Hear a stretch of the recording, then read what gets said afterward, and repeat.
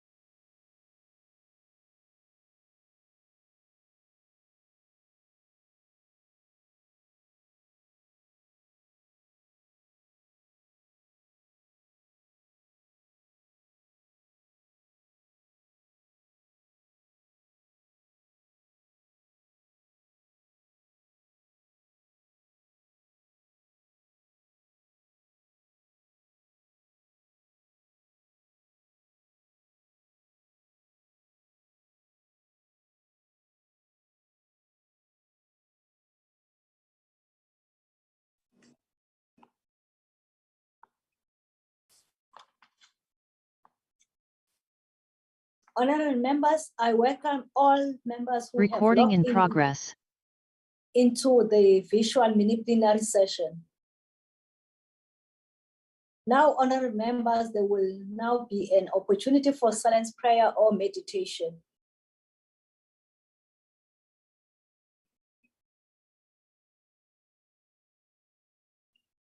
Thank you. Honorable members, before we proceed, I would like to remind you that the visual mini-plenary is deemed to be in the precinct of Parliament and constitute a meeting of the National Assembly for debating purposes only. In addition to the rules of the visual sittings, the rules of the National Assembly, including the rules of debate, applies. Members enjoy the same powers and privileges that apply in a sitting of National Assembly. Members should equally note that anything said in the visual platform is deemed to have been said in the House and may be ruled upon.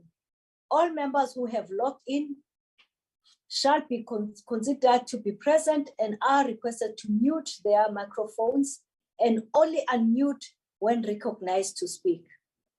This is because the mics are very sensitive and will pick up noise which might disturb the attention of other members.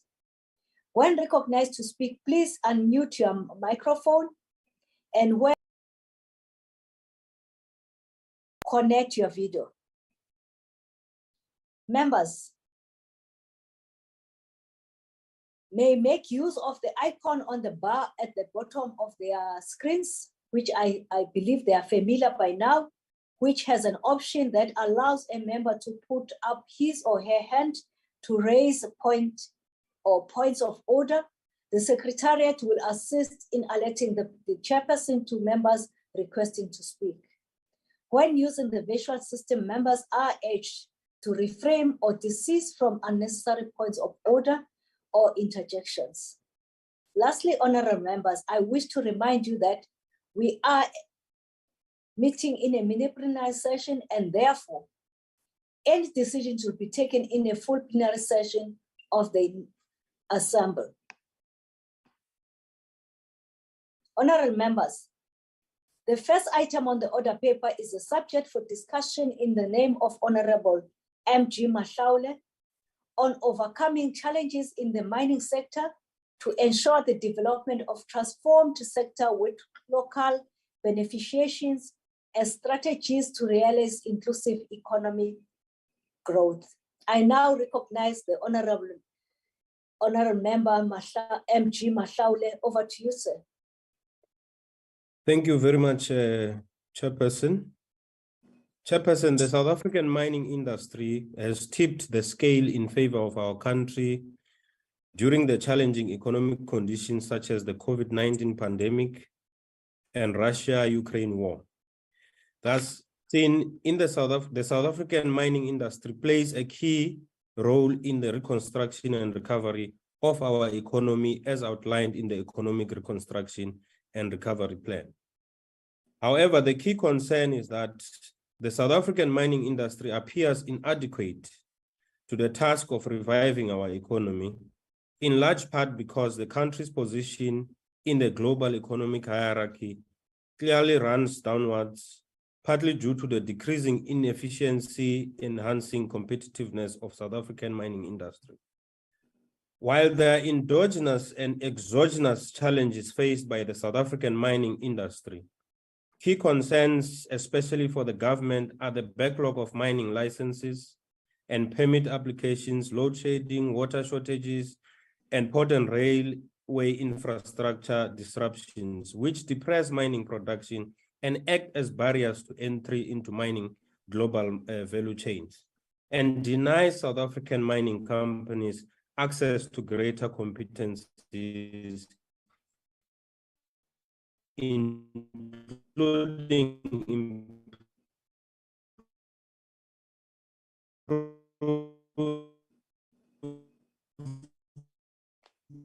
industry standards, efficiencies, process knowledge, and desired knowledge skills. The more stringent the backlog of mining license and coal and railway infrastructure, the less of the commodity boom. Put simply, Honorable Mahlaule, may I request that you switch off your video because it seemed like you had a connectivity challenge so that you are audible. Yes, you don't break. If you may. Thank you, Chair. Put simply, this inherent constraint make the mining industry vulnerable to negative economic profits as they increase operating costs for mining companies, and in turn, a redistributive state via mining royalties and income taxes fall apart. High operating costs and low profit margins have two implications for the sustainability of the mining industry. The first implication is that high operating costs discourage investment in the mining industry, and in so doing, affect the nexus between high levels of profitability and reinvestment in the which is critical for infrastructure and mining industry. Thus, in high operating costs do not only inhibit mining companies to unlock greater cost saving and subsequently redirect those savings in enhancing productive capabilities, but also discourage diversification opportunities within the mining industry. For example, leading mining companies in the world are entering into strategic partnership with the right partners in the mining value chain, such as smelters, processors, and original equipment manufacturers in the automotive industry. Such strategic partnerships do not only enable smelters and OEMs in the automotive industry to secure supplies of critical minerals as key inputs, but also catalyze the mining industry to transition to more profitable economic niches within the mining value chain that increases the integration between the upstream and downstream supply chain, typically leading to potential benefit for mineral beneficiation. By contrast, the South African mining industry is outward rather than inward looking, since the export raw material instead of supplying critical raw materials to the domestic smelters, processors, and OEMs in the automotive industry as key input. As such, there is no linking back between the upstream and downward production system in the mining value chain in a manner that fosters mineral diversification and structural transformation. And this explains why mineral beneficiation activities are limited in the country. The second implication is that high operating costs limit investment in the long-term cycles of learning and innovation in the mining industry. In particular, leading mining companies in the world are investing heavily in new technologies that assist them to decarbonize a significant proportion of mining production and processing activities. In short, automation, digitization, and artificial intelligence give leading mining companies a competitive edge. Ironically, the South African mining industry is less capable to capture new technologies and related automation and digitization dividends, given that mining companies have negative net cash flows and low profit margins, and thus are not well positioned to take advantage of new opportunities in the mining value chain. More importantly, technologies are complex to operate and therefore require skilled workers that have become ever more elusive for mining companies to attract. Thus, it should not be surprising that the South African mining industry is quickly approaching a laggard status in both production capacity and quality of inputs as it struggles in keeping pace with technological changes that have the potential to be both production and quality enhancing in the mining value chain. While the picture is no brighter for South African mining industry, the industry is nonetheless primed for growth in the short to medium term due to positive innovation reforms that are already materializing or rather yielding positive results.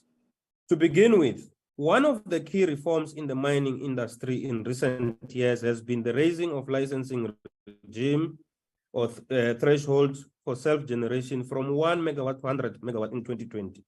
Indeed, raising the licensing threshold from 1 megawatt to 100 megawatt is groundbreaking as it enables incumbent mining companies with stronger balance sheets to engage in self-generation without a license being required, therefore enabling mining companies to offset the constraining impact of perpetual load shedding.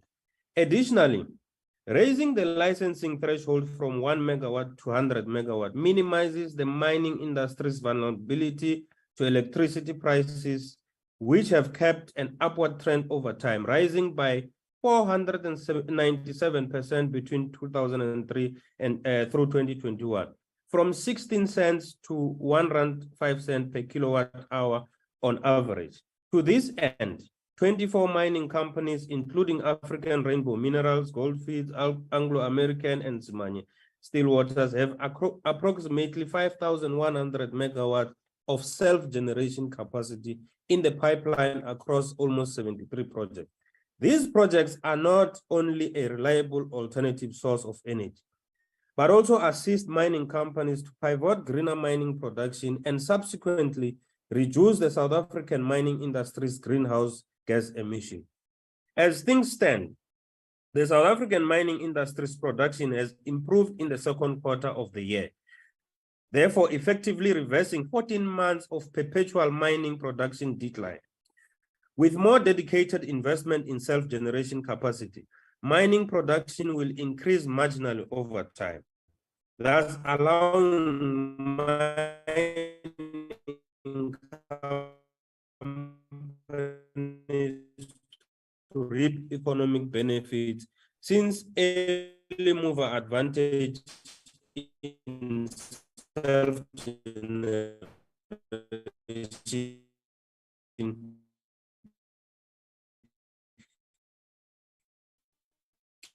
can create innovation.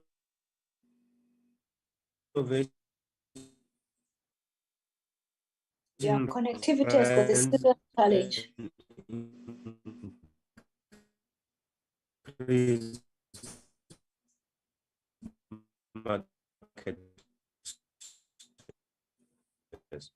While this improved production output is good for South African mining industry in the short term after a turbulent year in 2022, the long-term future pressures group metal. Is 100%, can you hear me?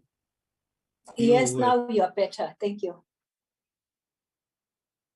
Serious challenge. Okay. Now, in short, the failure to equip the South African mining companies with productive capabilities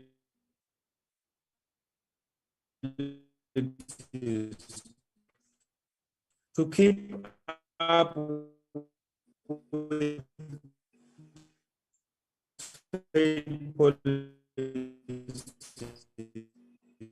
You've got a serious connectivity challenge. As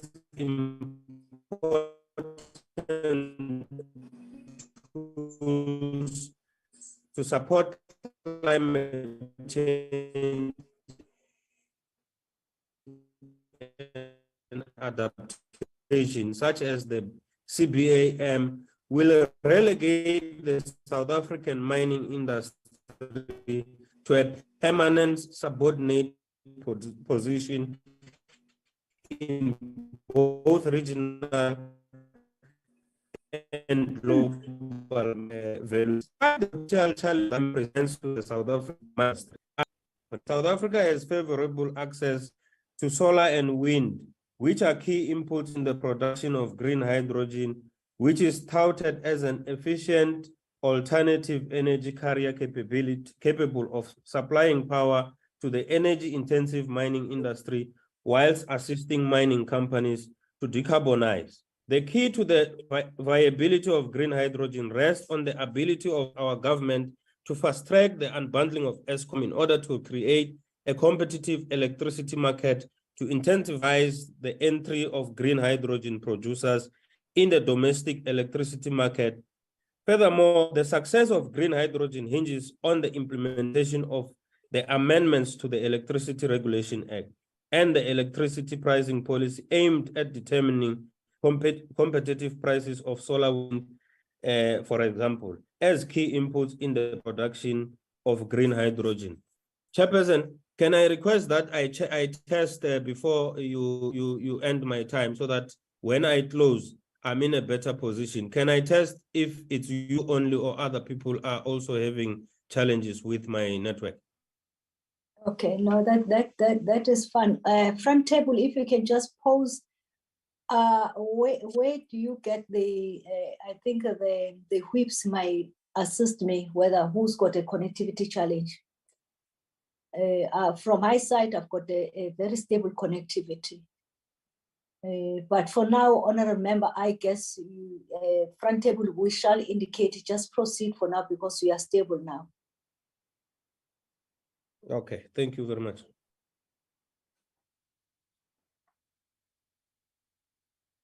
I'm done. Part of my presentation is not heard because of challenges. Thank you. You've got 1 minute left, nevertheless, because you have thanked me. I take the thank you very much. We are sorry for your challenge that you had in between your debate. I now recognize Honorable JRB Lorima. Over to you, sir. Thank you, Madam House Chair. It is rare that one is presented with so neat a package of bad ideas to easily critique as in this motion.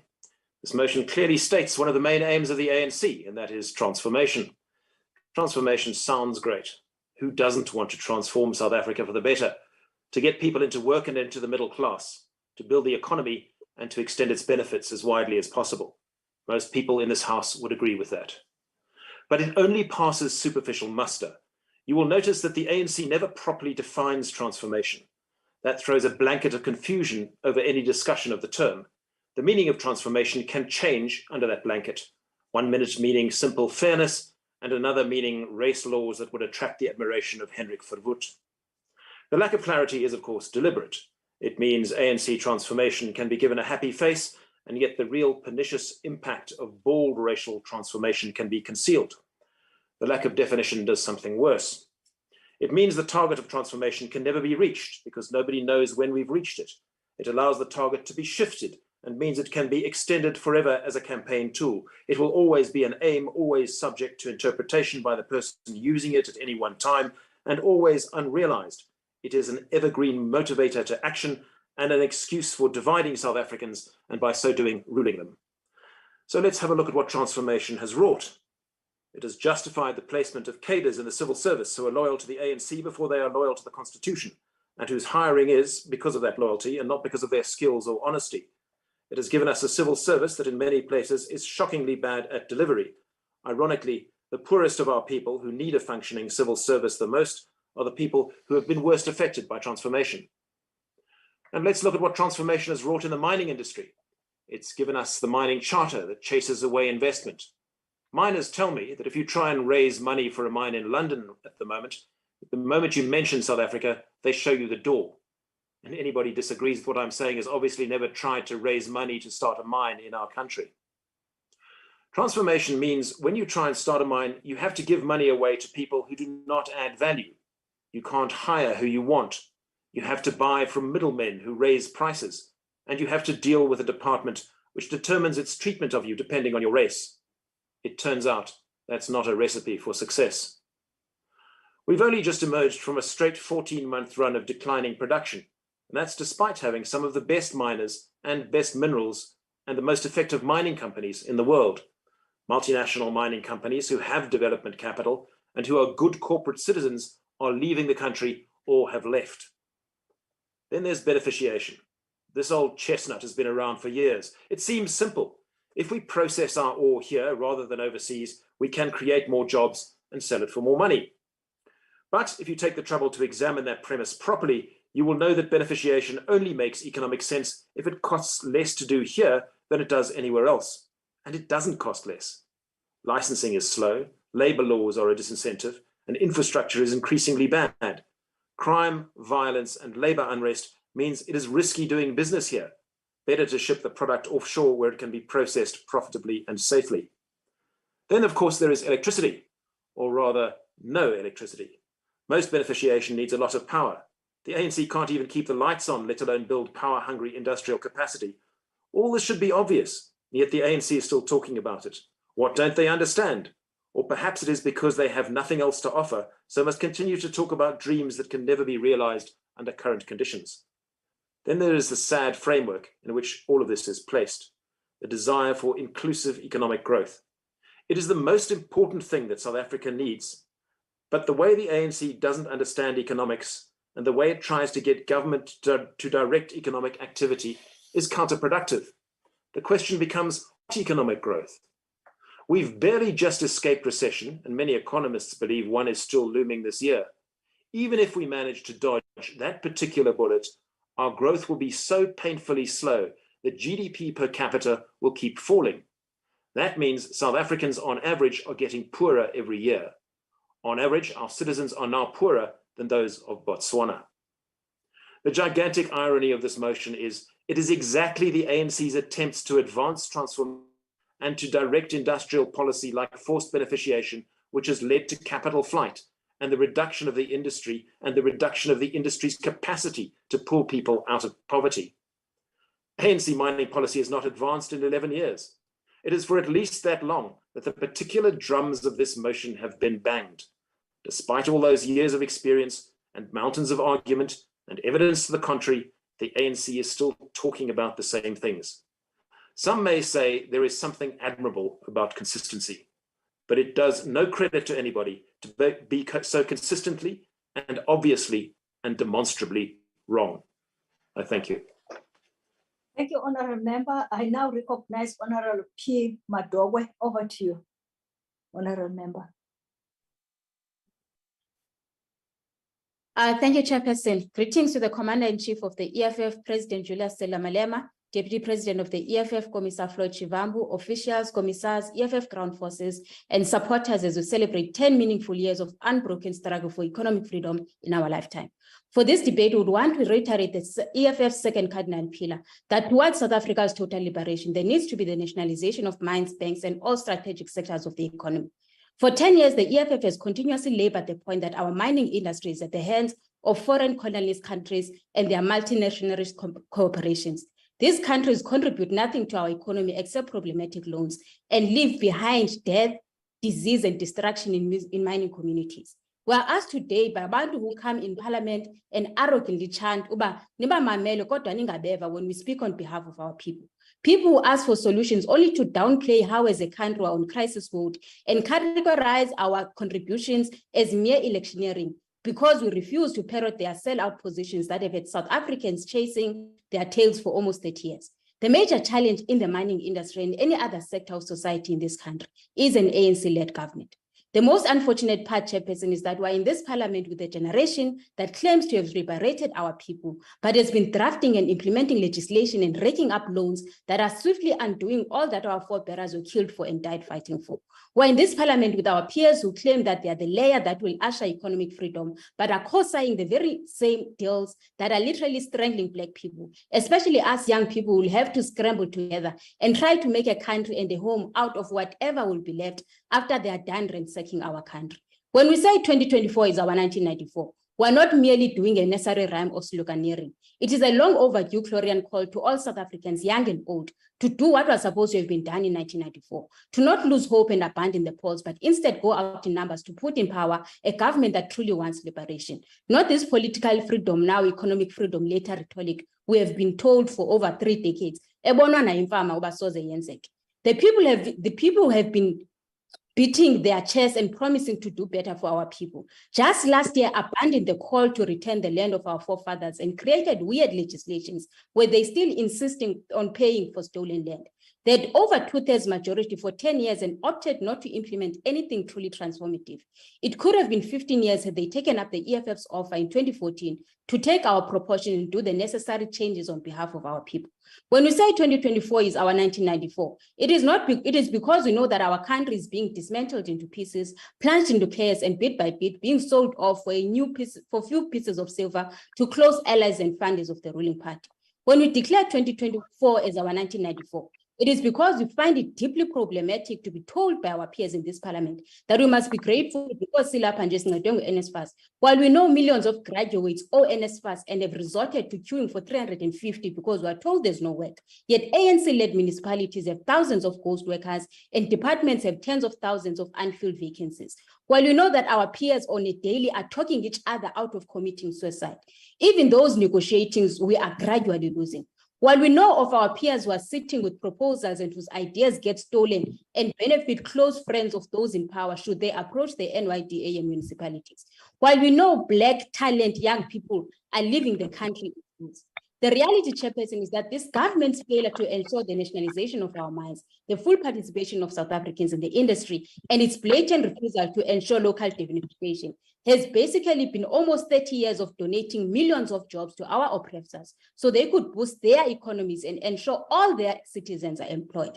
House Chairperson, when raw gold leaves our shores to be processed in London, for example, it means there are factories and industries in London which employs all sorts of disciplines, cleaners, technicians, engineers, accountants, lawyers, etc.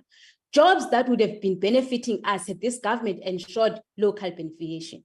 The most unfortunate part about this debate is that even those who remind us every given chance that their government are reading speeches here with us, telling us what we already know, instead of developing the necessary legislation to ensure local beneficiation and instructing their treasury and their president to accordingly redirect funds. We do not want a welfare state. We do not want to survive on grants. We want land and jobs and total control of our mineral resources now. The state mining company should be capacitated and positioned as a central player in mining, processing our minerals. Since the dawn of democracy, we've been discovering all sorts of minerals. There are no colonizers forcefully taking anything now. But after every discovery, this department turns into Oprah and calls on the whole world to apply for mining licenses instead of capacitating the state-owned company, or at the very least, calling on private sector partnerships. The department's entities have produced world-class bodies of knowledge, have patents for internationally competitive technologies, and have for years been requesting funding so they could commercialize and create industries which would translate to jobs and skills transfers. All those calls have fallen on deaf ears. We must amend the MRPDA to ensure that no more than 30% of minerals are exported and the rest must be locally processed. The amendment must further ensure that the manufacturing and processing of mineral resources enforces transformation and prioritizes the necessary participation of Black-owned companies. The mining industry could spearhead South Africa out of being a social welfare state and create an industrial self-sufficient state of play and a player to be reckoned with in the world over. This must happen in our lifetime. Thank you very much, Chairperson. Thank you, Honorable Member. I now recognize Honorable MP Yobela Makeke. Over to you, Honorable Member. Thank you, House Chairperson and honorable members. The need to reduce the greenhouse gas emissions is scientifically undisputed. It requires us to replace fossil fuel dependent and polluting industries with green economy industries. Contrary to the efforts to transition to a green economy, South Africa's mining industry is both a direct and indirect contributor to climate change, given that its energy-intensive production is powered by fossil fuels, specifically coal-generated energy, and it produces traditional mineral resources associated with greenhouse gas emissions. So far, we have seen that South Africa's mining industry, which is probably the third largest greenhouse gas emitter after the energy and chemical industries, has been engaging in free riding by polluting the environment while making super mineral profits, but not paying for the environmental damage. One of the often cited classic cases of free riding in the mining industry include unrehabilitated mines, which do not only catalyze illegal mining, but also poses climate change disruptions. Speaker, the most prominent argument for allowing the mining industry not to pay environmental costs involves a policy goal oriented towards protecting the existing job opportunities and competitiveness of the industry, as environmental costs tend to lead both to the discovery of mining activities and labor forces. Although the mining industry remains the pillar of South Africa's economy and shielding the industry against environmental costs improves its competitiveness, emerging evidence suggests that the costs outweigh the gains, and turning a blind eye to the mining industry's contribution to climate change. Already the Carbon Border Adjustment Measures Framework, the Fit for 55 policy, and the Farm for Fork strategy, which form part of the European Union's more extensive net zero pledges called the European Green Deal, put mounting trade pressures on South Africa's mining industry, with approximately 264 billion worth of sales in thermal coal and platinum group metal, such as platinum, palladium, and rhodium, at risk of European Union trade partners, climate change mitigation commitments, and reduced demand. In addition, South Africa's mining industry is likely to face significant and far-reaching implications from changes in demand for the traditional mineral resources, since countries like China, the United States, the United Kingdom, Japan, South Korea, and countless other industrialized countries emulate the similar greenhouse gas emissions mitigation approaches along the lines detailed in the EGD. Even though policies of the nature of the CBAM are likely to reduce the demand for the thermal coal, platinum, palladium, rhodium, aluminum, and iron and steel, for example, such policies incentivize South African mining companies to shift their export profiles from dirty to green, particularly given that South Africa boasts greener mineral resources demand crucial in the transition to a green economy. In other words, South African mining companies must find a new formula for success. Speaker, in particular, the demand for greener mineral resources such as nickel, lithium, graphite, cobalt, and copper, which are driven by the industrial needs and shifts in consumer preferences and investor priorities, presents new opportunities for South African mining companies. For example, as the shift from internal combustion engine vehicles to electric vehicle unfolds in the United Union, the United Kingdom and United States, the demand for mineral resources such as nickel and copper, which are key inputs in the manufacturing of EVs, is expected to see a sharp increase. And South Africa, which large deposit of these mineral resources, has the potential to reconfigure and competitive landscape of its mining industry.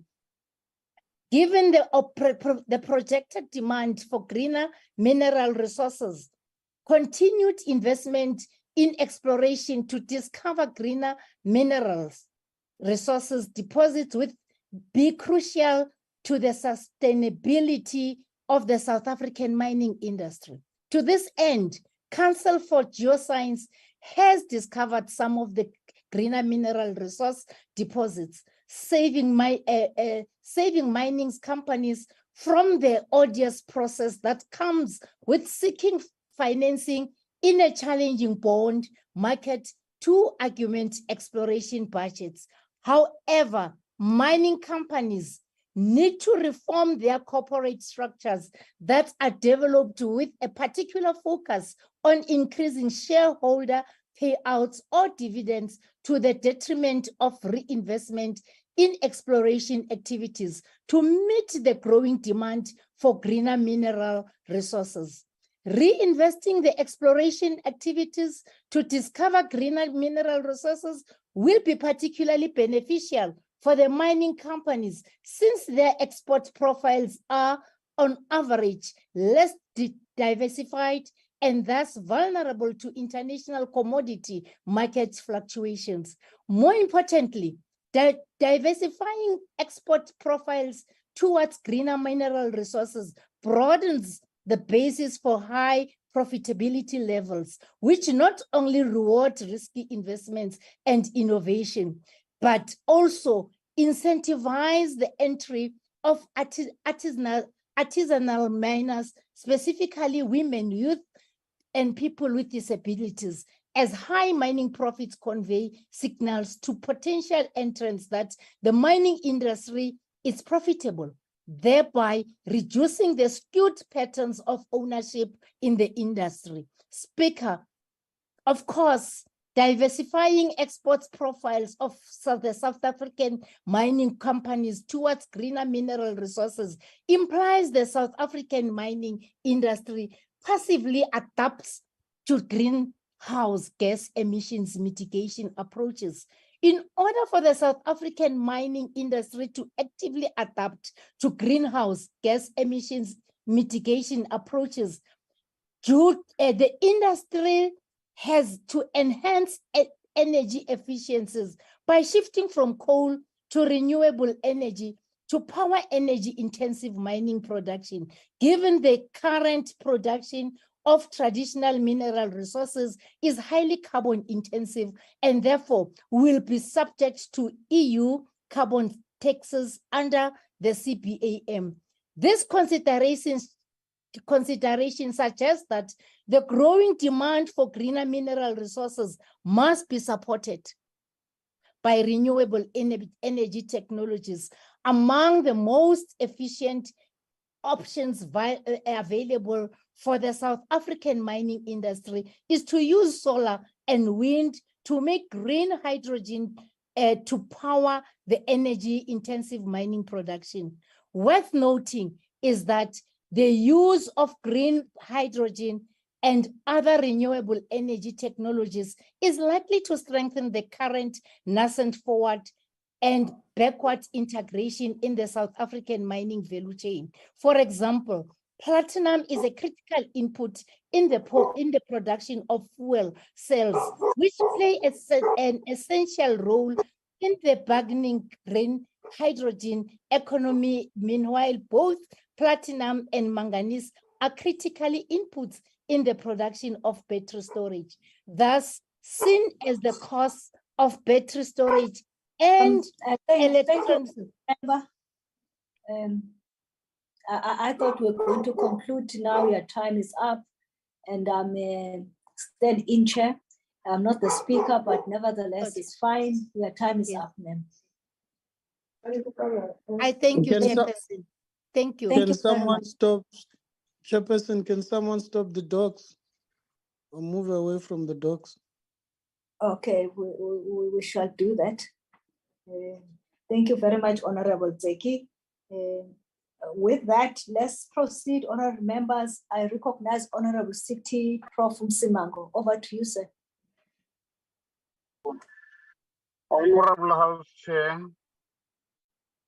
although each year resources are exhausted in attempts to effect transformation in the mining sector, the reality on the ground barely reflects the young claims contained in the employment equity, scorecards, and industry compliance reports.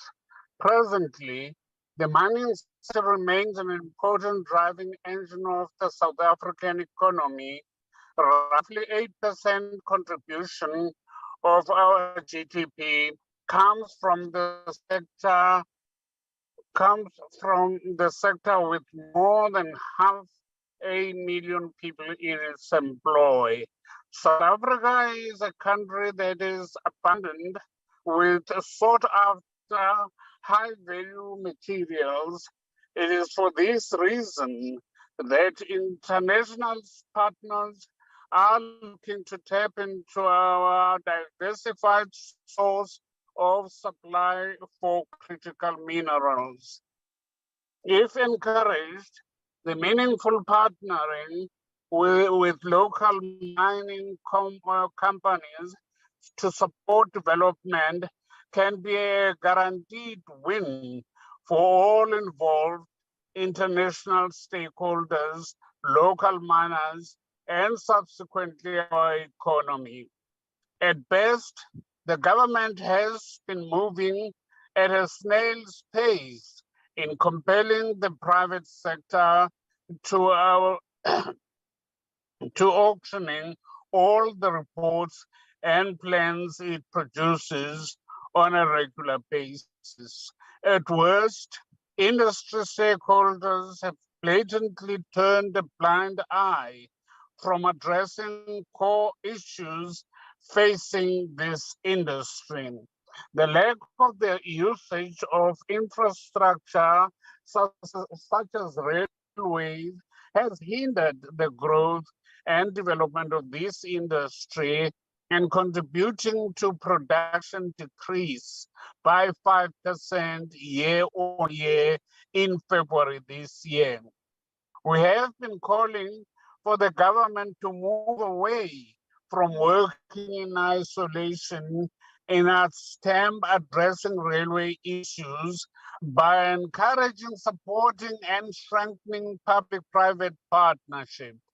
As a party, we reiterate the splitting of Transnet, freight rail, and infrastructure. It is crucial that this is done as it will provide the private sector with the necessary platform to participate in the country's rail network, which we expect to improve, amongst others, mining efficiencies and exports. One major social issue facing this sector is gender inequality. Women only make up around 12% of our mining industry. What this means for our people is that very few women in mining communities seldom get to positively participate in the economic activities undertaken and provided by these mines. A country has three fundamental pillars it cannot compromise on: the education of its citizens, the safety of its territory, but most importantly, the health of its citizens. The health and safety of miners. Honorable Prof, just wrap up, sir. You've got 20 seconds to wrap up, please. Thank you.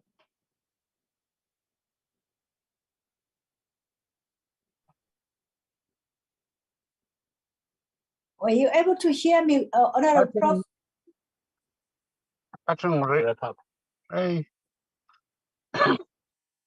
This action, or rather inaction, stands to threaten key parts of our economy, as a fully functional and thriving mining sector is a necessity for our economy. It is the duty of the government here today. Thank you very much, Honorable Prof. Thank you very impel much.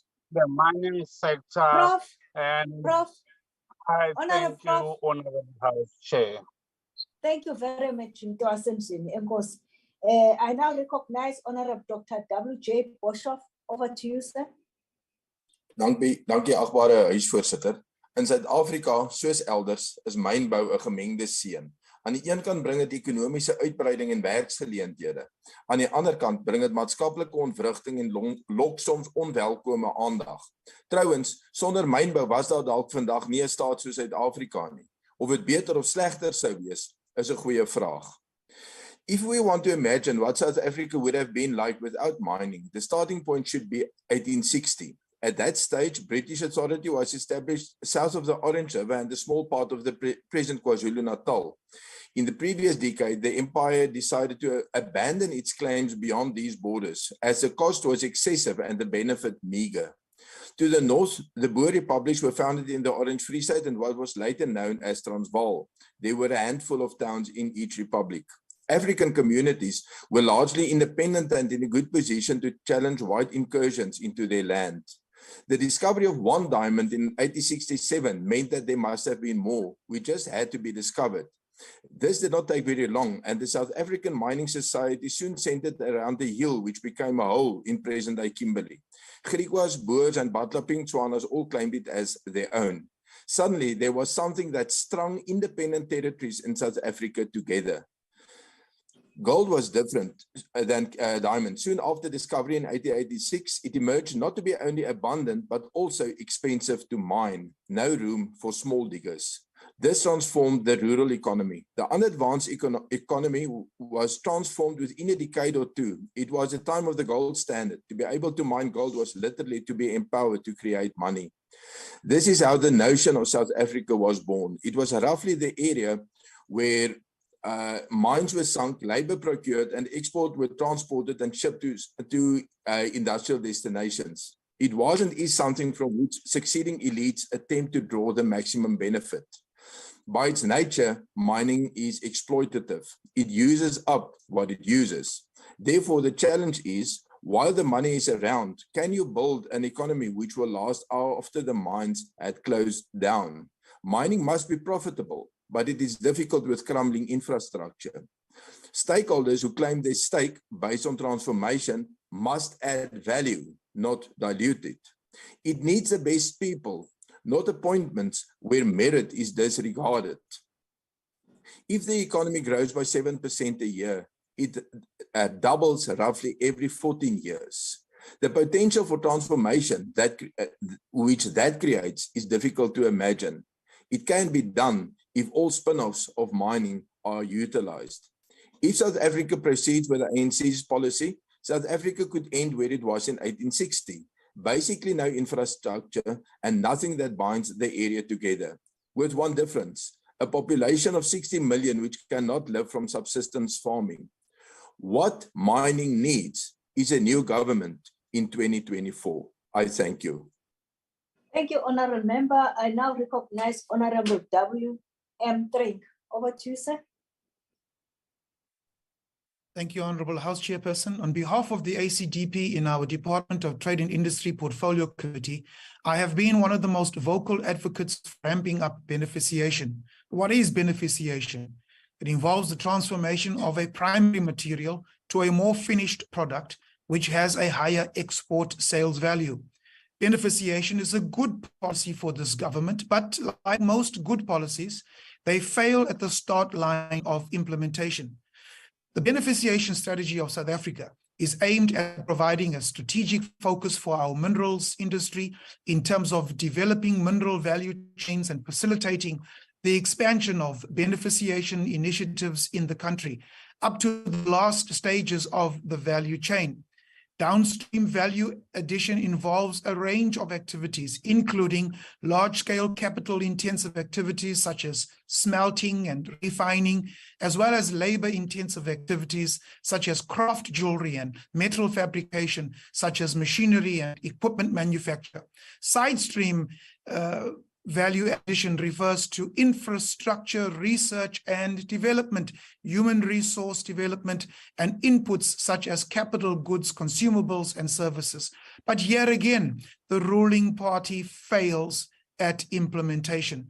Our railway infrastructure, as an example, is in a shambles, adding unnecessary operational costs to the mining sector. South Africa has been and is a resource economy in excess of a century. An independent evaluation of South Africa's non-energy in situ mineral wealth is estimated at between 2.5 to 5 trillion US, making the country the wealthiest mining jurisdiction in the world. However, a considerable amount of Africa's mineral resources are exported as raw ores, only partially processed. Although South Africa has steadily improved its ratio of beneficiated to primary products exported since the 1970s, these ratios are still well below the potential suggested by the quality and quantity of its mineral resources endowment. On behalf of the African Christian Democratic Party, I have called for a beneficiation index to be created that can track the ratio of quantity of raw materials exported versus the quantity beneficiated. A failure to fully implement this index and the beneficiation policy would be to pay lip service to a good policy and to admit to creating jobs to our trade partners outside of South Africa, while millions of South Africans languish in poverty and unemployment. I thank you. Thank you, Honourable Member. I now recognize Honourable S.M. Jefta. Over to you, sir.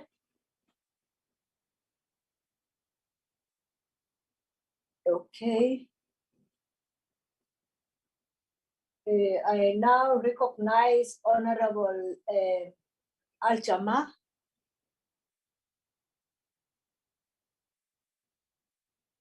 Al-Jama. Okay. We shall proceed, honourable members. I now recognize Honourable V.T. Malinga. Over to you, honourable member. Ngiyabingelela sihlalo wendlu ohloniphekile namalunga esishayamthetho sikazwelonke. Ngokukhethekile ngibingelele usihlalo wekomiti.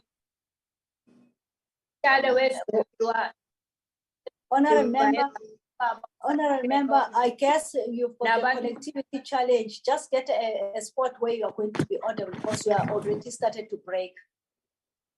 Chairperson. Much better. Thank you very much. Chairperson, the mining industry is too systematic and important to the South African economy to be allowed to. For illustrative purpose, coal mining is responsible for supplying coal to Eskom, and coal accounts for approximately 76% of Eskom total primary energy generation. Additionally, coal mining value chain accounts for almost 5% of South Africa's gross domestic product and provides direct employment opportunities to roughly 200,000 workers, with almost 87,000 of these employment opportunities in the mining industry alone. Furthermore, Transport, Freight, Rail, and countless other trucking companies generate a significant portion of their income from coal. Similarly, small trucking companies, mostly owned by emerging Black-owned SMMEs, supply coal to Eskom's power station. And to bring the importance of coal closer to home, 4 towns in Mpumalanga, that is Emalahleni, Steve Tshwete, Secunda, and Emelo, have structured their value chain and domestic value added around coal as an end in itself, implying that these towns struggle to diversify their regional economies into new economic clusters and value chains that can sustain livelihoods on a large scale, given that Mpumalanga is prone to high levels of poverty, inequality, and unemployment. However, coal, despite many of its socio-economic benefits, contributes to greenhouse gas emissions, and therefore the demand for and revenue from coal is expected to decline in the medium to long term, thereby suggesting that any investment in coal mining risk becomes a stranded asset going into the future. In short, coal assets are under increasing scrutiny, and potential investors are encouraged to exit the coal mining industry. For example, the African Development Bank, Absa Bank, Standard Bank, Nedbank, and the First Rand Merchant Bank have established significant green funds to catalyze the shift from fossil fuels, which is a coal, to renewable energy technologies and critical greener mineral resources deemed crucial in the transition to a green economy. Relatedly, coal mining companies are incentivized to reorganize their export matrices through carbon reduction policies such as carbon prices and taxes, thus discourage unsustainable coal production and consumption. Take, for example, Anglo-American's Mogalakwena mine in Limpopo has begun producing green hydrogen to provide transportation fuel to power its trucks, leading to greenhouse gas emissions reduction of 2,000 tons per vehicle every year. In addition to this, the very same mine is producing green hydrogen to power its energy intensive mining production, leading to the steady reduction in the use of coal as a source of energy generation. While this investment in and the subsequent phasing out of coal in the South African mining industry is justified on the grounds that the global energy landscape is changing in favor of renewable energy technologies and critical greener mineral resources. Countries with the European that are championing the transition have made a U-turn on the phasing out of coal. In particular, Russian and Ukraine conflict has sowed the seeds of doubt in the use of renewable energy technologies as an alternative to coal, with countries like Germany, Romania, Czech Republic, the United Kingdom, and countless others reverting to the use of coal as governments in these countries search for sustainable alternatives to replace Russian gas oil in their energy systems. This shows that hastening the phasing out of coal until suitable alternative renewable resources of energy are fully embedded in the international energy grid is premature. Another recent trend has seen countries like India, Pakistan, Malaysia, Bangladesh, and Taiwan increasing their coal export growth, thereby suggesting that any shortfall in overall demand for South Africa's coal arising from any premature transition to renewable energies technologies in Europe would be easily offset by exports to Asian countries. Chairperson, while clean coal technologies must be streamlined to protect the existing job opportunities in and competitive of the coal mining industry in the short to medium term, mining companies in this industry need to diversify their export matrices by including the exploitation of critical greener mineral resources to stay ahead of their rivals in Australia and Colombia. Going further, the South African mining industry in general needs to reform its strategic vision in order to complement the structural transformation and reindustrialization efforts of the government while improving resilience. In particular, incumbent mining companies need to revise their strategies in ways that reduce their market power to support ownership and participation patterns in the mining industry that reflect Africa's demographics. For example, gender imbalance in South Africa mining industry is an issue and concerns about it as solid. Thus, mining companies are obligated to address the persistent gender gaps by setting targets that seek to improve the level of women representation within the different organizational hierarchies of their business structures. Additionally, the government must enact policies that effectively tackle head-on barriers that discourage women representation and participation in the South African mining industry. To this end, the Department of Mineral Resources and Energy has launched multiple empowerment strategies and policies aimed at increasing the level of women representation and participation in the mining industry through financial and technical support. Critically, empowerment strategies and policies aimed at increasing the level of women representation and participation are credible plans to effect structural transformation in the mining industry, ensure that previously disenfranchised Black people are not left behind, especially following the High Court ruling, and set aside some of the Black empowerment provisions in the mining charter. Whether mining companies will collaborate with the DMRE to reverse the disturbing trend of low level of women representation and participation in the mining industry remains to be seen. Anyhow, improving women representation and participation in the mining industry requires the DMRE to leverage the Southern African Development Bank, Industrial Development Corporation, and the National Empowerment Fund to mobilize funding access for both female and male small-scale miners. Funding targeted at improving entry and capabilities of small-scale miners in the mining industry not only alters the playing field, since mining-related activities are highly concentrated, but also accelerates a structural transformation and incentivizes competition. It also crowds out illegal mining, which devalues mining in South Africa. I thank you, House Chair. Thank you, Honorable. Thank you so much, ma'am. I now recognize Honorable C. Phillips. Over to you, sir. House Oh, Chair. ma'am, apology. Over to you, ma'am. No problem. House Chair, beneficiation. We need beneficiation. This is a refrain that has resounded in Parliament and Portfolio Committee meetings for at least 14 years. Yet there's very little evidence of a growing legal beneficiation industry in South Africa. Beneficiation is seen by government as a get-rich-quick and employ a lot of people solution. Beneficiation industries are in fact capital-intensive and employ a very small group of highly skilled people. Instead of pontificating about adding yet another small pie to our economy, we desperately need to increase the size of the economic pie we already have. To increase the size of the pie, we need capital. And despite all the glowing reports of investment we get every time a large and probably costly ANC-led trade delegation goes overseas, not only have we not seen that investment in the mining or beneficiation sector, the ANC government either does not want to understand or can't understand that the investors we need in South Africa can invest in mining and beneficiation anywhere in the world. Companies want to invest in countries where the government does not dictate what their workforce must look like, where government doesn't dictate who their partners and shareholders must be. Capital for mining and beneficiation goes where there is enough reliable water and electricity, and where they're not competing for resources and market share with criminals who mine where they like without any care for the environment and who refine their ore at illegal plants where regulations and rules simply don't exist. Is beneficiation even the purview of the Department of Minerals and Energy? Well, it would seem not always, as the department takes no responsibility for illegal chrome wash plants, which proliferate so quickly that our president hasn't even had a chance to be shocked yet.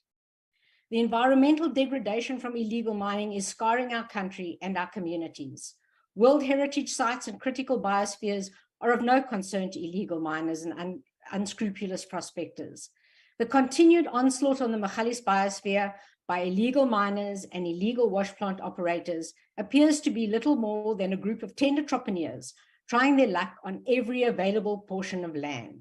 Their method is damage, destroy, and depart. Beneficiation, well, that is only a consideration for them if it's a beneficiation of their own bank accounts. Illegal mining is an industry that has been allowed to grow and fester while the ANC government wrings its hand and denounces it at yet another talk shop or at the podium in Parliament yet again. Token raids are carried out but not followed up on, and within weeks, the illegal mining activity simply resumes.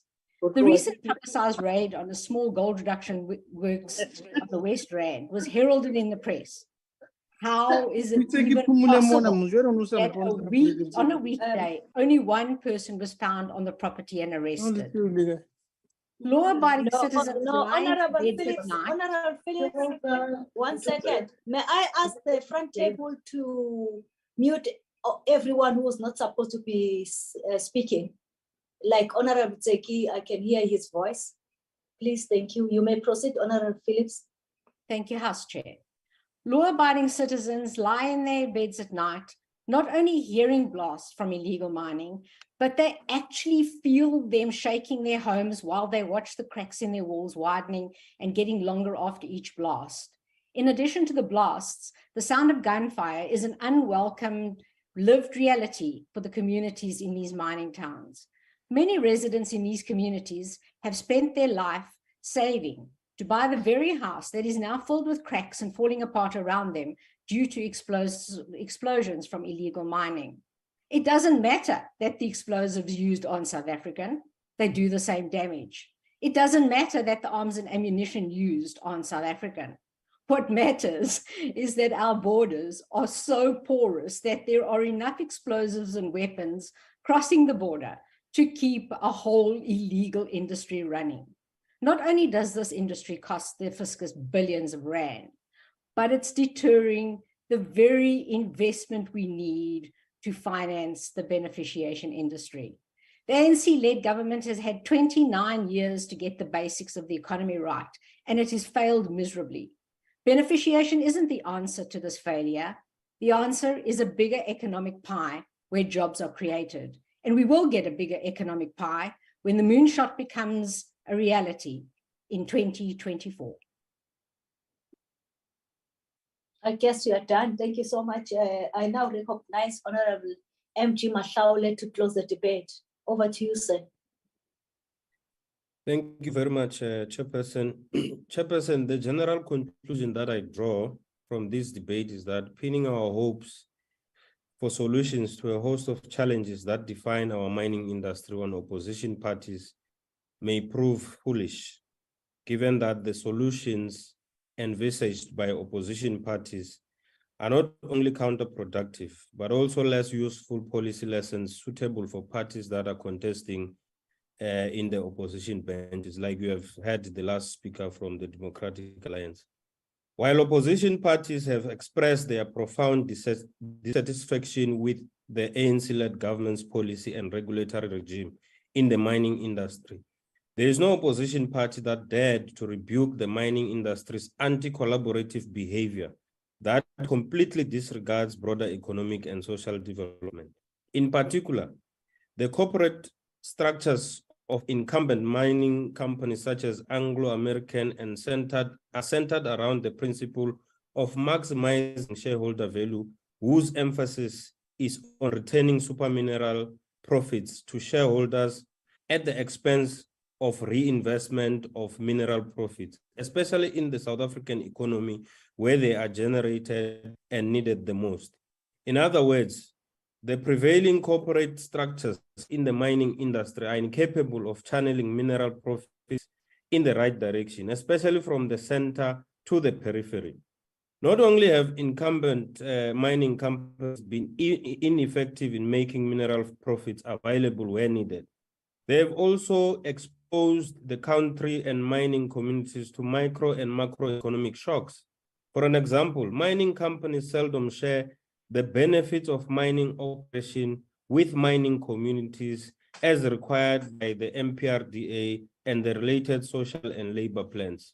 Again, incumbent mining companies such as BHP, Billiton, and Anglo-American have enjoyed cheaper electricity prices through special pricing agreement with Eskom and municipal distributors on the one hand.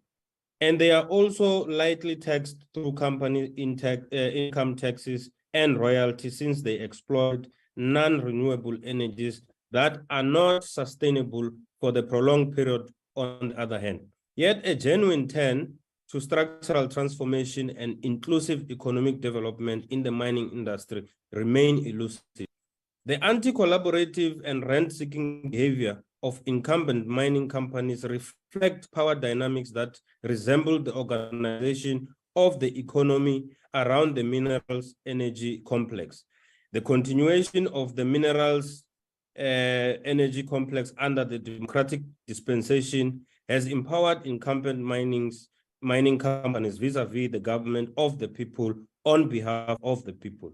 This is an advanced form of accumulation by dispossession. As such, the predominance of the MEC has pushed the South African economy towards the spiral of deinvestment and premature deindustrialization. Of course, opposition parties with state fundamentalism leanings, such as the EFF, proposed the establishment of a mining company to represent the interests of the state in the industry dominated by private interests. The state has 3 mining companies in the form of Alexco, the State Diamond Trader, and the African Exploration Mining and Finance Corporation, which effectively participate in the domestic mining value chain. But their assets are marginal relative to those managed by incumbent mining companies. They require to be integrated and diversify their mining interests. Moreover, public investment in these state-owned mining companies has been declining over the past years, partly because the electricity and tax incentives enjoyed by incumbent mining companies, which are not reciprocated by reinvestment and job opportunity, reduce the capacity of the ANC-led government to invest. In brief, these incentives that are extended to incumbent mining companies result in government budget deficits that are offset with borrowing and debt servicing costs, divert the government's resource away from productive activities that grow the economy and ensure inclusive economic growth. Obviously, we cannot expect the DA and the Freedom Front Plus to hold incumbent mining companies to account, for their anti-collaborative behavior since incumbent mining companies are their true constituencies. In other words, there are intimate ties between the DA and Freedom Front Plus and incumbent mining companies. As the idiom goes, you cannot bite the hand that feeds you. Anyway, understanding these complex challenges that bedevil the South African mining industry requires legislators who have had as broad a training as possible, rather than those schooled in narrow market fundamentalism, state fundamentalism, and Afrikaner nationalism. These ideologies have enslaved opposition parties and in turn weakened the frank debate informed by facts, reasoning, and in our parliament. An honest and mature policy conversation is required for a solution in this parliament, not this defensive approach by the Democratic Alliance and the Freedom Front Plus on behalf of the incumbent mining houses. Thank you very much. Thank you, Honourable Member. Honourable Members, that concludes the debate. I will now hand over to Honourable House Chairperson, Honourable Floric, to take over on the second order of the day. Thank you very much, Honourable Members.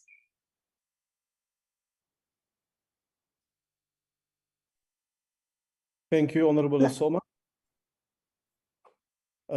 We shall now proceed to the last order of the day, which is the first reading debate on the relocation of the seat of Parliament Bill. Honourable members, before I call the Honourable Malema, I would like to explain the rules relevant for the first reading debate. In terms of Rule 285, Sub-Rule 3, the person in charge of the debate is allocated 15 minutes to make an introductory speech and then also to reply to the debate. The rules stipulate that there is no speakers list and members are permitted to speak for no longer than 3 minutes upon being recognized by the presiding officer. The 15 minutes allocated to the Honourable Malema is thus inclusive of the introductory speech and the reply to the debate. I now want to recognize the Honourable Malema.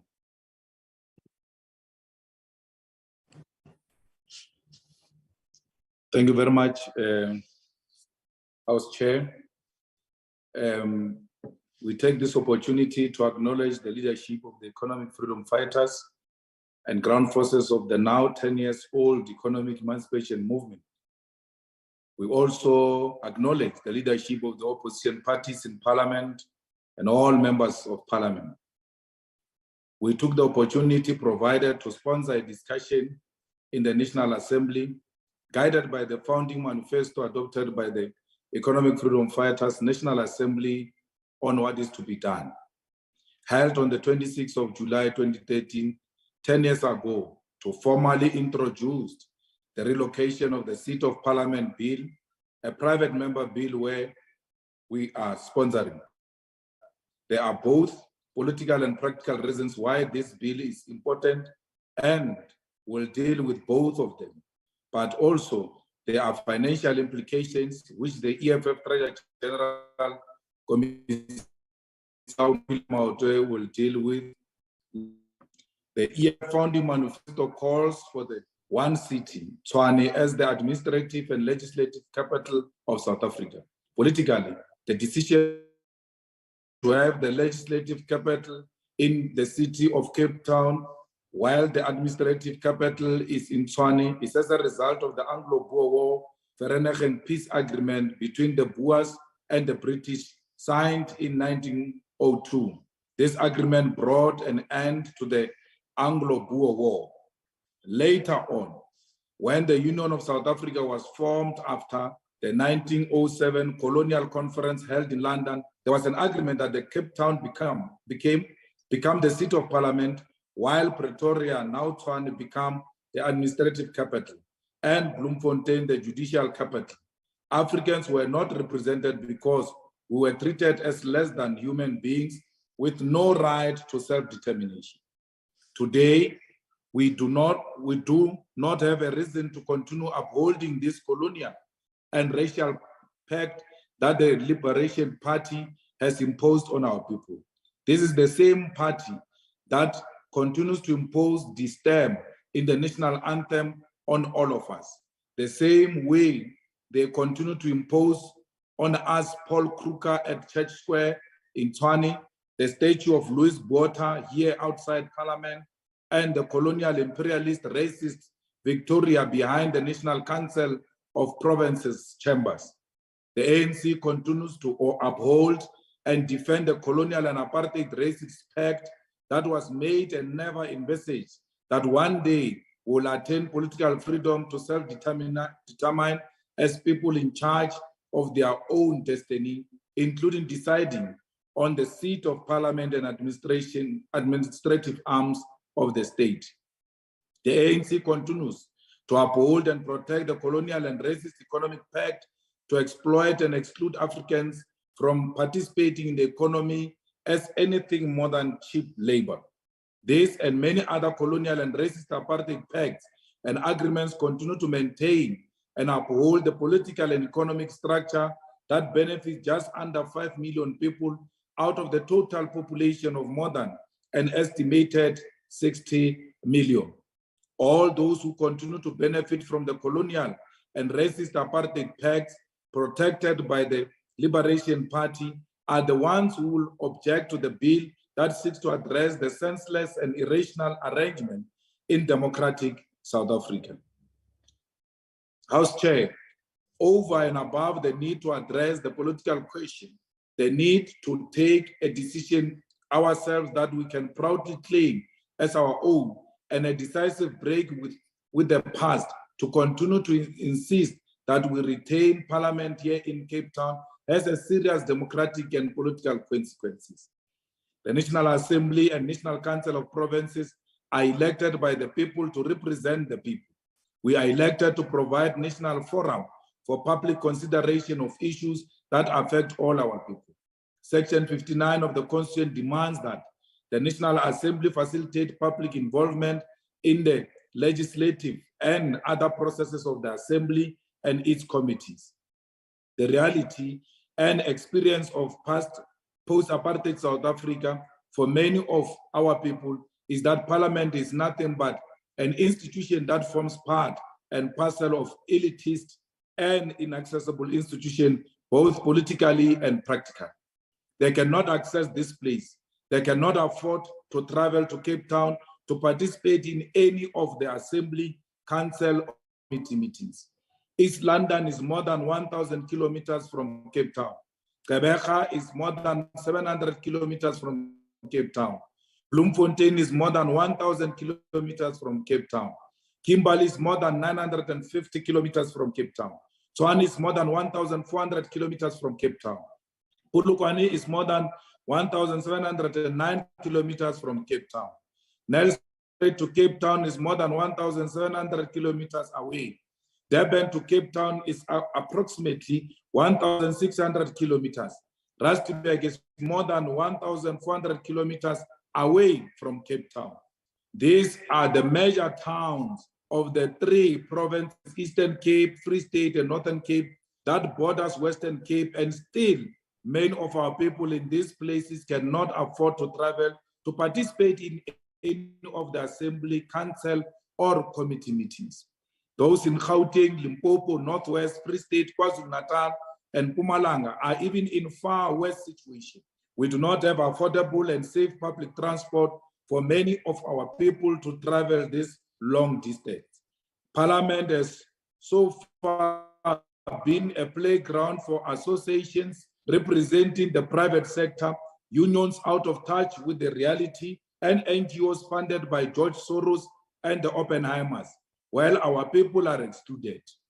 We continue to receive submissions, particularly oral submissions from the same individuals. The voice of our people is marginalized, in part due to location of this institution. This is why we must relocate the seat of Parliament to Tshwane in Gauteng province. It is bordered by Limpopo to the north, Mpumalanga to the east, Free State to the south, and Northwest to the west. Many of our people in the Northern Cape and KwaZulu-Natal can travel more easily to Gauteng compared to traveling to Cape Town. This private member bill to relocate the seat of parliament is an act to make this parliament the parliament of many of our people. Our people must come to parliament to participate and become part of holding the executive accountable and must become part of a lawmaking. The majority of political parties here will agree that indeed we do not make the laws with our people, but make the laws or don't make laws for them. Majority of political parties, by the way, their head office is in Gauteng. It is this assembly that rejected to pass a private member bill introduced by the EFF to make clinics open 24 hours every day, a bill that will give our people life. This is while the city of Cape Town has more than 90 clinics that provide dependable and reliable primary health care services.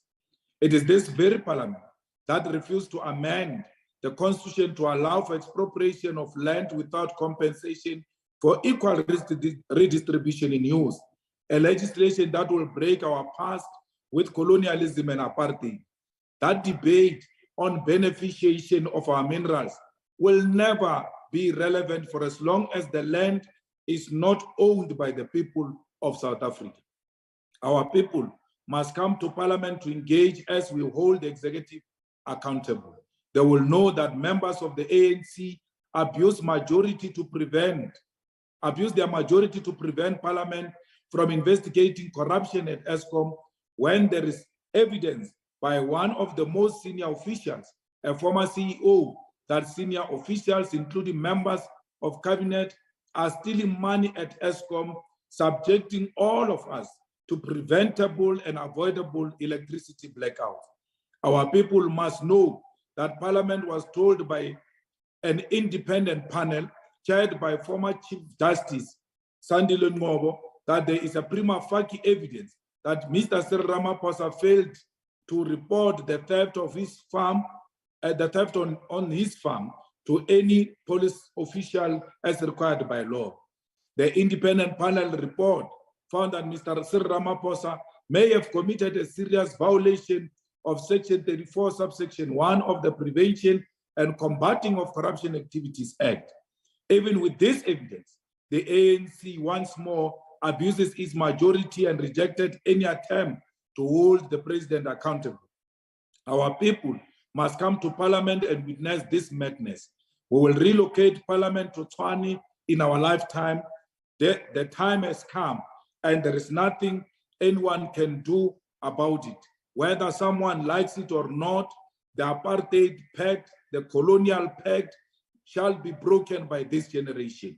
Whether you agree with it today or tomorrow, our generation will relocate this parliament to Tshwane and make sure that majority of our people have access to this parliament. The administration and legislature must be put in one place to make the accountability of the executive more easier and to make the legislators to hold the executive accountable more easier. I thank you, the House Chair. Thank you, Honourable Member. Honourable Members, I will now recognize political parties in terms of the same sequence that we're using for declarations of vote. The opportunity to do so. The time allocation as stated, 3 minutes, will apply to all parties. The DA. Thank you, Chairperson, and please allow me to keep my camera off due to connectivity problems. Chairperson, this is the wrong debate at the wrong time for the wrong reasons. The relocation of Parliament isn't something that can or should be done based only on party political or ideological considerations. And any such consideration should be based on comprehensive and current studies. This is not an exercise for thumb-sucking. One of the motivations given in the bill is that a relocation will lead to financial savings. The argument is that the travel expenses would be less as everyone would be located in Tshwane. The reality is that members come from all over the country and therefore require traveling. So there will not be no financial implication. Besides that, relocation will require not only the construction of a new parliamentary precinct, but residential accommodation for members as well. Another argument raised is that it will require less traveling by the cabinet ministers and their staff. Now, the easy remedy for this is not to relocate everything to Tshwane, but rather cut the cabinet size, work more efficiently, and make use of technology. Now, besides the assumed financial benefit of relocation, this must also be measured against the consequential economic impact on current parliamentary staff. What will happen to all the staff members working at Parliament? What of their families? Will they also have to relocate or just be put out of work? What about all the skills and expertise and experience acquired over many decades? Will this just go to waste? But Chair, the main concern with this bill is that it is not based on current and relevant costing and future projections, building in escalating costs and a worsening economy.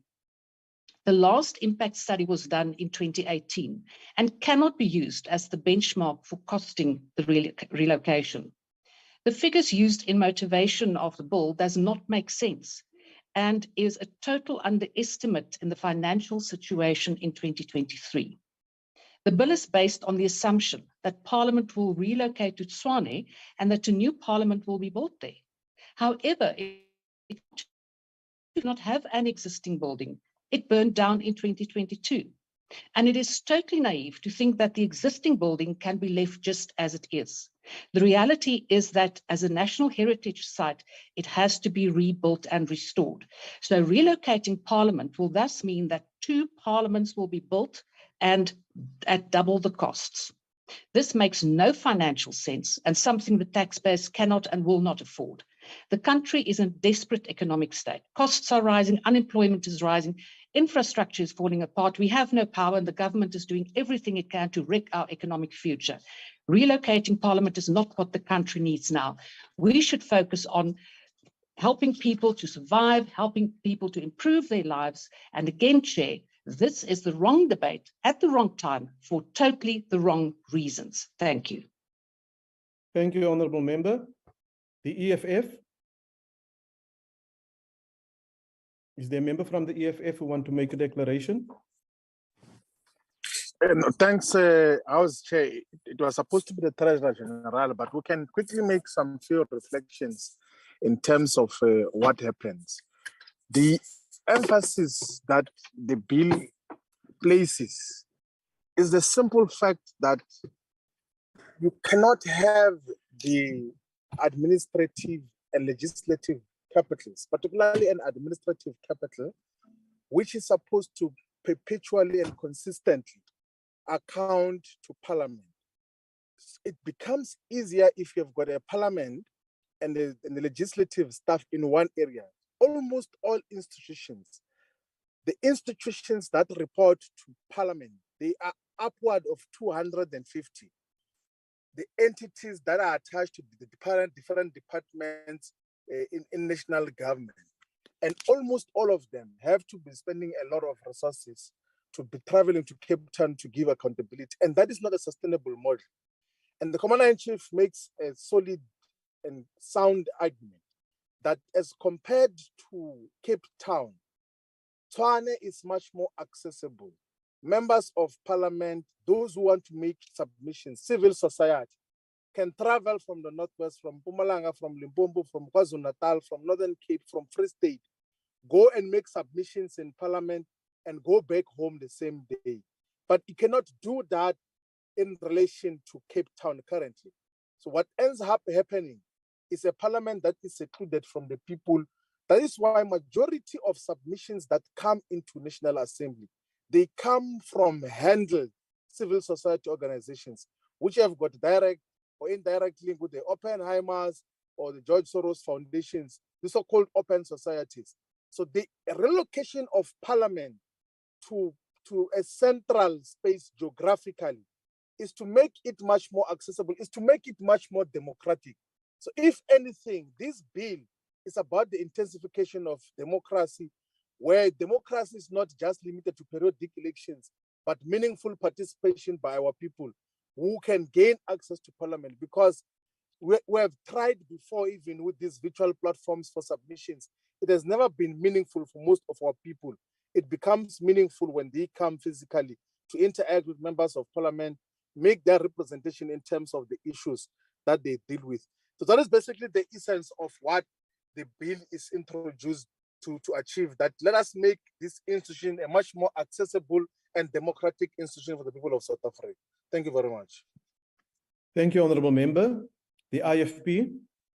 Thank you very much, Honourable Chairperson. Honourable Chairperson, whilst it is desirable that the administration and Parliament should be in the same area, let me remind us, those of us that have been around for some time, that the relocation of Parliament is a matter that has been under discussion for a number of years already. In fact, during the fourth Parliament, we spoke about it when we realized that the facilities that are provided at the current Parliament were not adequate to meet our needs. And some members of the House will recall that we even considered expanding our facilities across the road from where the current Parliament is into what is known as the New Meester parking lot. However, Honourable Chairperson, I think that we have been really overtaken by events of what tragically happened in January 2022. And wittingly or unwittingly, however that fire was caused and whoever is responsible, it for now and the medium term, short to medium, puts paid, we believe, to any debate on the relocation of Parliament. And I say so, Honourable Chairperson, because as the Honourable previous speaker had indicated from the DA, we find that in terms of the South African Heritage Resources Act, Parliament is now obliged to reconstruct and refurbish the burned down building. And from what we have seen so far, that's going to cost anywhere between 2 and 3 billion rand. Now, that is money that has to be spent. That is taxpayers' money that has to be spent. So, you know, when we look at the figures for a relocation, it runs into almost 13 to 14 billion. It is quite clear, Honourable Chairperson, that we can ill afford to spend state resources in that kind of manner. And if we base our consideration of the relocation of the seat of Parliament on a cost-benefit analysis, and in consideration that we are compelled to rebuild the current buildings, the facts make it irrevocably clear that we simply cannot afford to relocate at this time. Whilst the fire at Parliament was caused by an action that should have been avoided, there are millions of South Africans that wallow in poverty, in hunger. They still face the effects of the floods that took place KZN. We know that schools, there are many schools still without sanitation facilities. People are still on waiting lists for housing. And there are just so many other social needs that we need to look to. We know what the employment figures are like, and you know, these are things that we need to seriously address. So I feel that it is a wrong time. And unfortunately, not because you know, the EFF should not have brought this bill, but the events of January 2022 make this a very difficult matter for us to consider and move forward and look at relocation. And we just believe that money could be well spent on social needs, and we understand the political ramifications and what has happened from 1860 or 1652 to now. But I think we should really consider the economy of the country, where we find ourselves, and that we could better spend the money in the interest of our people and attending to their needs. Thank you very much, Honourable Chairperson. Thank you, Honourable Member. The FF Plus. Dankie, Voorsitter. Chair, I want to say that for the Freedom Front Plus, it's all about cost. What will it really cost the taxpayer in the end of the day? I do not accept the figures given in the bill. In fact, besides that 4.4 refers to 7 million, I presume it's a mistake. It should be 7 billion, but it is not the correct costs. And the reason I say that, Chairperson, is that the relocation and the whole relocation of civil servants, I do not see in these costs. Die Vryheidsfront Plus is baie duidelik daaromtrent. En ek gaan nou nie weer herhaal wat die vorige sprekers gesê het, die koste wat in elk geval moet aangegaan word vir die herstel van die bestaande parlement nie. So dit moet daar wees. Maar agbare voorsitter, die argument word altyd gesê dat ministers moet op en afvlieg en dat parlementslede moet op en afvlieg. Of die parlement nou in Tshwane is of nie, die feit van die saak is daar's parlementslede wat in ander provinsies bly, ook in die Wes-Kaap. En dan sal hulle in elk geval Pretoria toe moet vlieg om dan die parlementssittings te kan bywoon. So dit is nie 'n geldige argument nie. Jy gaan altyd, maak nie saak waar dit geleë is nie, parlementslede hê wat sal moet rondvlieg om by die parlement uit te kom. Maar wat nie in ag geneem word nie, is die feit dat die parlement het ongeveer 1300 werknemers alleen. As jy die kantore vat in die parlement en die amptenare wat daar sou bly en werk en in Kaapstad bly, dan wil ek vir u sê, praat ons hier van ongeveer 2000 werknemers. As die parlement sou skuif, sal daardie werknemers hulle gesinne moet skuif. Hulle sal nuwe kostes moet aangaan vir wonings, vir skole. En ek kan nie verstaan nie, daar word baie hoog altyd opgegee deur die EFF dat hulle in belang van die werknemers optree. Maar dit word nie bereken hier nie. Dit gaan baie meer kos. En wat die amptenare betref om komitees by te woon, kan ons 'n gemengde stelsel daarstel of 'n hibride wat hulle dan na verwys om te sê hulle kan nog steeds die komitees bywoon. Ons sal dit nie ondersteun nie. Dankie, voorsitter.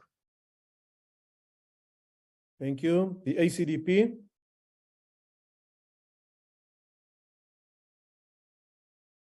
Is there a speaker from the ACDP? The UDM?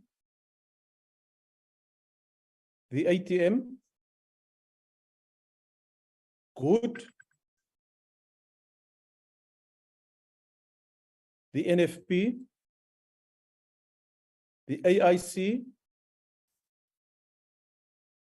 COPE? PAC?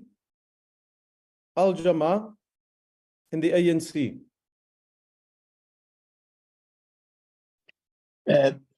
Thank you,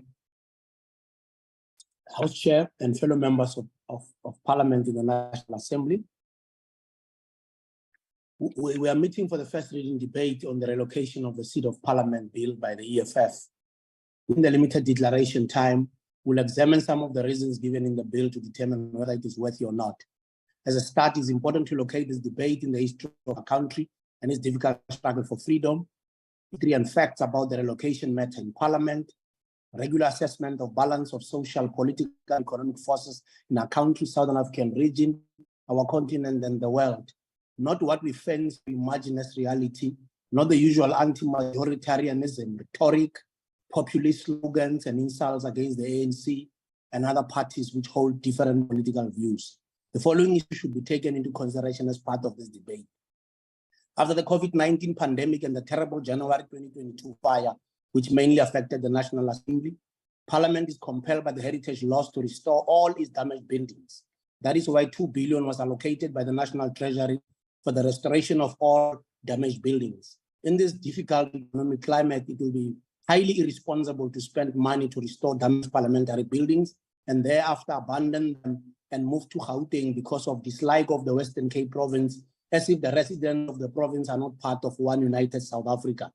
Majority of the staff members of Parliament are from and or are based in Cape Town and are required to move, even with their families, to Tshwane.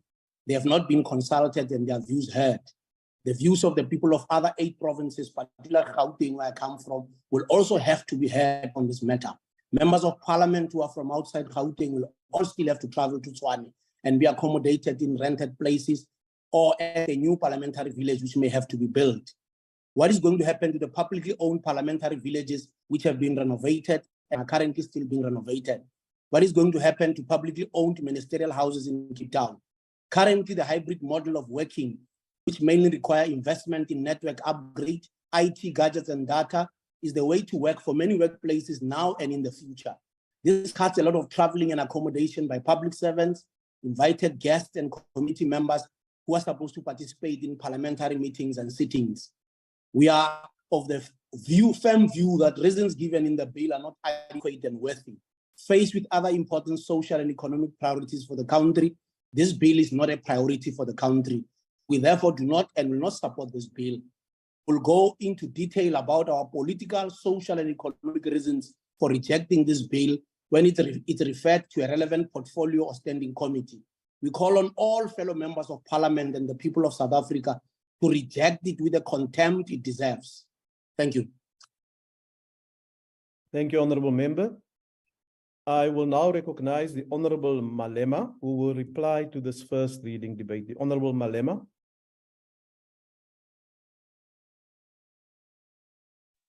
Thank you very much, Chairperson, and thanks to fellow members of Parliament. We really do not think that there's anything worth responding to, except the fact that the problem with predetermined inputs, when there's a debate of this nature, you even come to advance an argument that was never put on the table. There is any differences ideologically on the relocation of Parliament. Our emphasis is on the accessibility of Parliament and making Parliament work. And therefore, to say members of Parliament will be coming from all over the country still to Pretoria, as if it's a legitimate argument to be advanced, it's neither here nor there, because members of Parliament coming all over from the country into Pretoria or Tshwane will be much more easier and accessible than it is now with regard to Cape Town. Now, the argument which everybody seems to be advancing, that there are more important issues that are pressing in our country and that the money can be used effectively to improve on those issues than to relocate Parliament. It's a disingenuous argument, because all of those issues that are happening in our country, that are as a result of a dysfunctional democracy. Once Parliament is not accessible to the people, politicians do as they wish. That's why someone will come here and say anti-majoritarian, because he wants to use majoritarian to conceal corruption, to conceal holding the executive accountable, to conceal people's driven Parliament that allows ordinary people who can come into committees, who can come into the full sitting, who can participate fully in any of the process of Parliament, and with people looking at us and seeing us without anyone going in between. We will be conscious of the fact that we need to do the right thing, because indeed people are watching. It is only the corrupt, it is only those who are loyal to apartheid and colonial pact who will be offended by a call to make Parliament be accessible to the people. The fact that we've got challenges as a country should not mean we must never intensify and invest more in making sure that our democracy works. Our democracy, and a working democracy, a people-centered democracy, will be able to resolve some of these many other challenges we are confronted with. I mean, products like the last speaker, if we were to get people to participate in Parliament and they are conscious of what is really happening in Parliament, because they've got unlimited access to that Parliament, such characters will not even make it to Parliament. They know that a Parliament that exposes them to people will actually be a disadvantage to the rod that constitute this Parliament that hides behind majoritarian, to hide incompetency, to hide maladministration, to hide favoritism, to hide the corruption that has engulfed our country and the executive. So, Chair, we really don't think that a genuine argument has been put forward, and we want to commit that even if they can all come together and conspire against the people-centered and people-driven Parliament, as long as the EFF is here, you can be rest assured that will dismantle the apartheid colonial pact and will dismantle corruption and will take this Parliament into the right hands of our people, so that they too feel that indeed they make the laws that affect their own lives. Thank you very much. Thank you, Honourable Member. Honourable Members, in terms of the rules, while no decision has been taken on this bill at this stage, the bill is regarded as having been read a first time. That concludes the debate and the business of this virtual mini-plenary session, and the mini-plenary will now rise. Thank you. Yeah.